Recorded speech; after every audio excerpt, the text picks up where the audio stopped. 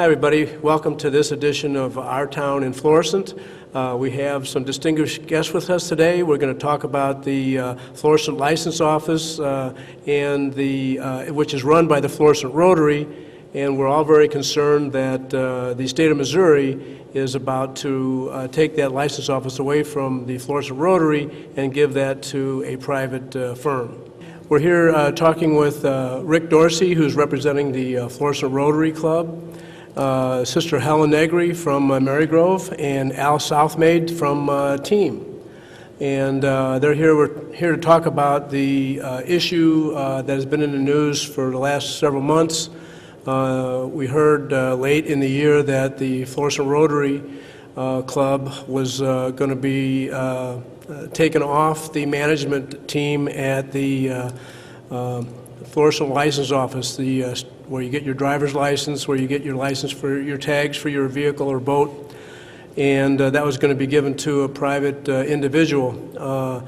Rick's got a lot of the details. Rick, I'm going to let you start us off and just kind of give us a thumbnail sketch of the problem. Now, I went to the governor's office back in October, gave him a letter detailing our concerns, asking him to intervene with the Department of Revenue to reaward this to the Rotary. They since have taken it away. We're under appeal, so I'm going to let you take it from there. Thank you, Mayor. To give a thumbnail history of this, on December 29th, the state of Missouri notified the Florissant Rotary Club that they would no longer be managing the Florissant License Office. This was more than a year after the bidding had closed for the license office. Part of the problem was that while we had bid the license office, the bids had closed in January of 2014, the state then changed the bidding process and allowed new bids to be submitted, and as a result, in December, the notification was made that there was a limited time for appeal, and the Rotary Club has in fact appealed that decision. And as we sit now, we are still waiting to hear the results of that appeal. While that appeal is pending, the Rotary Club continues to operate and manage the Florissant License Office. So the first thing we want to do is assure the people, not only in Florissant but all over North County, that as long as that appeal is pending, then the money that they pay over and beyond the cost of their plates, the service fee they pay, will continue to go to North County charities. So even if you're upset about the decision, at least for now, continue to come to the license office. The appeal process is a lengthy one. There's a similar case out of Lee's Summit where it took the state 6 months to decide that appeal. If it takes just as long this time, that means at least through July we will be continuing to raise money for our community. Now, the reason the viewers should be concerned is that in the 21 years the Florissant Rotary Club has operated the license office, we have donated $2.3 million to local charities, including over $300,000 to Valley Industries and over $200,000 to Team and to Marygrove. In addition, the Rotary Club has awarded over $200,000 in scholarships to high school seniors to help them with their first year of college. So you can see that the impact of the loss of the license office would be devastating on our community.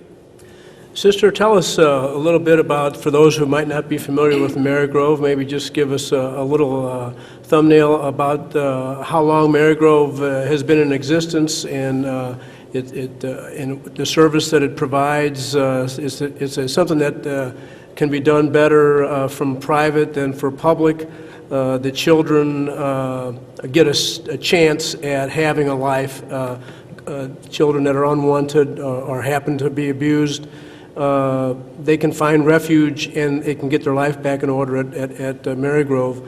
Tell us just a little bit about your mission and then also what the Rotary contributions mean to you. Well, obviously you know a lot about us because everything you said is right on. But we've been privileged to be in the Florissant community since 1969. And over a period of these years, Mary Grove has listened to the community, has tried to look at what do kids need, what do people need us to do, and changed and made a therapeutic program for our own community. You know, when they told me about the license office being a loss, it was a loss to us, because Rotary is all about relationships. And it's something we try to teach our staff, our employees, and our kids, that people care about us. They care about, are you going to get better? Are you going to succeed? Finish school, get a job. So when I heard that, I felt it was wrong, and I thought, do people understand it's not about buying a license plate? It's about buying a license plate and you get to help someone else that's not as fortunate as you are. So we have a contract with the state of Missouri to help children. Ironically, they don't pay us what we need. So guess who's helped us? Rotary has helped to fill that gap. So if the state does not really listen to these facts, the state is missing a point, that the money that they're not giving us, Rotary is giving us. So it seems to me that somebody should really look at the whole situation. We're just asking for one office, one license office. Unfortunately, this is probably a trend that we're seeing that's going to affect more than one license office. But the one that we are familiar with, the one that we know about, is the one here in Florissant. We know that by most standards, it probably comes about as close to a perfect relationship between government and nonprofit as you could possibly get, and benefiting the most people.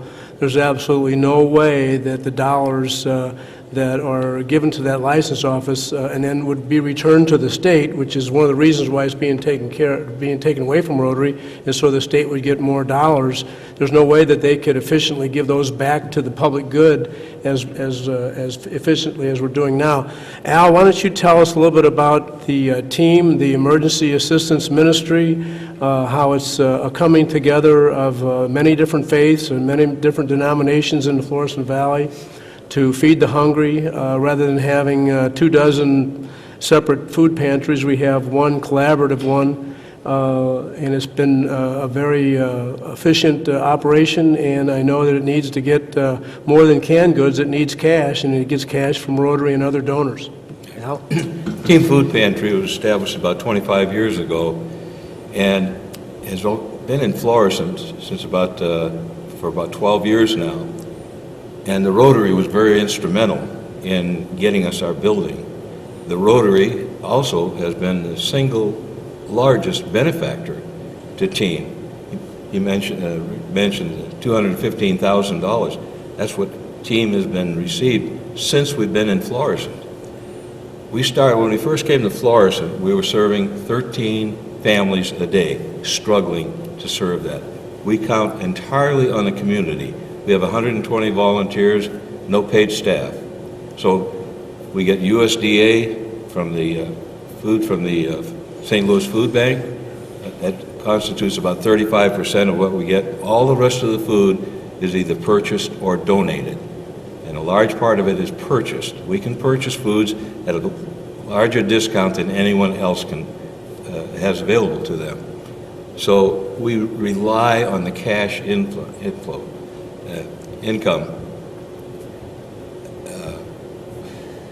When you purchase the food, you pretty much, from your inventory, you know which types of proteins, which types of foods you're running out of. Of course, when you're getting donated food, it's a little bit harder. You got a lot more work to sort it out and to try to make it match the demand. But when you have cash, you're able to match the demand much more accurately, I would imagine. Right. We can, for example, we can purchase food at 10 cents a pound from the food bank.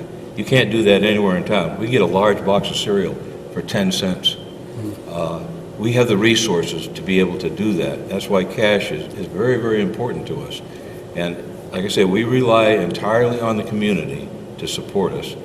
We have some very good benefactors over the years. We have schools, businesses, organizations,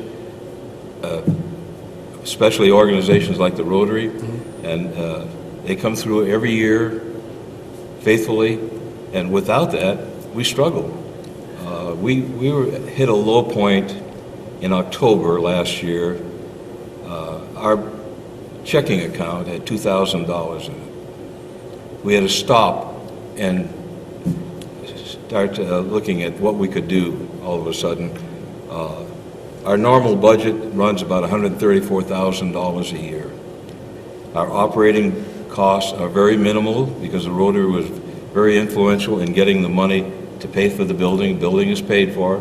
We have a truck paid for, donated, in fact. So we rely on donations exclusively. It's very, very critical that the License Bureau keeps on giving back to the community. We have feeding the hungry. We have taking care of neglected children. One of the other main recipients is the Valley Industry Shelter Workshop for Developmentally Disabled Adults. Provides it provides very meaningful employment, fulfilling activity for those human beings that just weren't blessed with the same faculties as those of us that were more fortunate. But I'll tell you what, those workers are dedicated to their job. It's so fulfilling when you see how much they work. They love their work. They never want to miss. I know Sister Helen gets the same reward to see a child that comes into her facility kind of lost, and they help them find their way. We see them at your few examples of that when you have your annual events that you have to raise funds for Marygrove. These are very heartbreaking, heartwarming stories, and Rotary helps to find a solution to some of these problems that otherwise it's unthinkable, the alternative. People starving to death, or children being abused, or having developmentally challenged adults with nothing to do. Rick? Mayor, I'm glad you brought up Valley Industries, because I'm going to switch hats for a moment and put on my hat as a board member of Valley. Over the last 5 years, the state of Missouri has withheld from Valley appropriated funds totaling $300,000. Rotary has been able to plug that gap by giving $25,000 a year each of those 5 years. Without those funds, Valley would have had to lay off developmentally disabled workers, because even though the state appropriated the money, they didn't write the check and give the money. And it comes at a very vulnerable time of the year for Valley, because it is always withheld during the months of May and June. And Valley's work is somewhat cyclical, and it's usually in May and June when those funds are most needed, because it's the end of the budget year. I'd like to add something that I started out mentioning earlier. We started, when we first moved to Florissant, serving about 13 families a day. The last 4 months of last year, we were averaging 46 families a day. We're open 5 days a week, 4 hours every day, 2 hours on Saturday. We're serving approximately 1,000 families a month on a once-a-month basis. So that's roughly 1,000 families being served. That's an amazing statistic. We just wouldn't really, it's almost mind-boggling. But you know, the economy is just now starting to recover. Our region has lost jobs. We have ground that has the potential for being developed. We're hoping that this attention to this kind of an issue, and the attention that our region has received recently, will motivate the governor, congressmen and senators and the president to look at this Lambert Airport and use all this undeveloped land that used to be the Ford plant in Hazelwood. We have land in Bridgeton and land in Berkeley that can be used to try to infuse some jobs back into our region. And what better place than near an airport where there's a runway that really what didn't need to be built in the first place. and now they have an opportunity to use that runway for commercial purposes and put people back to work. And then maybe we won't need the food pantry quite so much, and maybe we won't have so many abused children. We're still going to have, you know, all the other problems. Now, Rick, why don't we talk about, just real quickly, some of the other benefactors. We have scholarships and other things. There's always people that need a helping hand, and Rotary has been there to help. Well, exactly, Mayor. For instance, when the tornado struck Ferguson several years ago, the Rotary Club donated $10,000 to tornado relief in Ferguson. Likewise, the Rotary Club donated $10,000 to tornado relief in Joplin. There are many individuals and organizations that come to Rotary over the years seeking assistance. Some have been scholarship help for special needs students for high school. The Boy Scouts of America have received money from Rotary. Any number of organizations, Girl Scouts, just any organization in need knows that they can come to Rotary, and Rotary will look at their application and will do their best to help. Rotary has been a major sponsor of the Valley of Flowers for many years, sponsoring the art contest, sponsoring candidates for Queen. Rotary is just a part of this entire community. And so we're asking the community to help us. There are petitions around town, at Old Town Donuts, at Goki Produce, at several other businesses, at Team. Sister Helen was asking about getting a petition at Marygrove for their workers to sign. We want as many people as possible to sign these petitions. Weekly, we are sending them to the governor's office, and we have been told that they are tallying those contacts. We have an online petition through Rotary's Facebook page.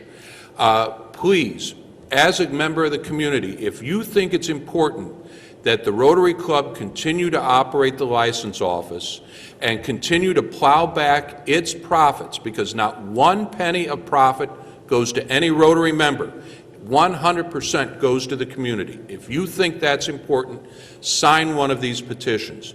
Because since this has become an issue, we have been the #1 topic for contact at the governor's office every week since then.